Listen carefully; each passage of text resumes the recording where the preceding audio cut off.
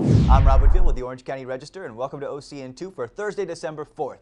A preliminary report on last month's freeway complex fire has been released, just 7 days after the fire was officially closed. The preliminary report indicates that fire crews made tough triage-type decisions while driving down smoke-filled streets that, in the hopes of saving as many homes as possible, forced them to drive past burning homes and frustrated residents as winds threw embers up to a mile ahead of the fire. While inadequate brush clearance was blamed for the majority of property loss in the 2007 Santiago fire, this time it was embers that sucked into attics and eaves that caused homes to burn. State-of-the-art temperature regulation systems turned devastating, pulling in burning embers from the outside.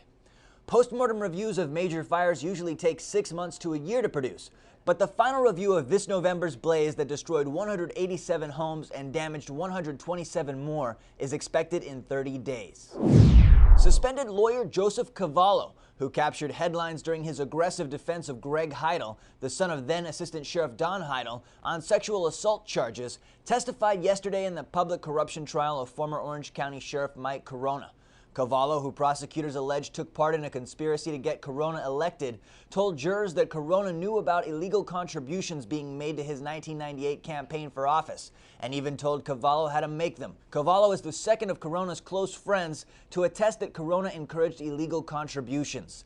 Last year, Cavallo lost his law license and was sentenced to 6 months in jail after he was convicted of receiving illegal referrals from bail bondsmen.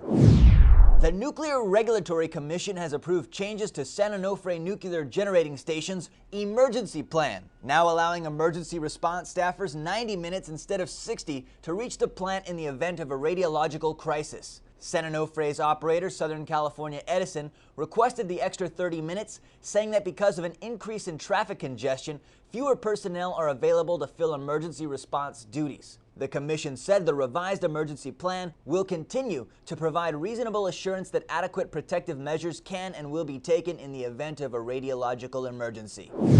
And elementary schools in Anaheim got a stern warning from the police chief that truancy and gang activity will not be tolerated and that it can result in jail. But the assembly's mood quickly went from somber to festive with the arrivals of the Angels baseball team, who made the students a promise.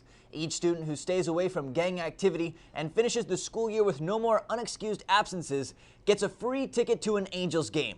The assembly was part of an ongoing multi-agency effort to keep kids in schools and out of gangs. Police say truancy is a key indicator of future gang activity. And you can read more about all of these stories and get your breaking news all day at ocregister.com.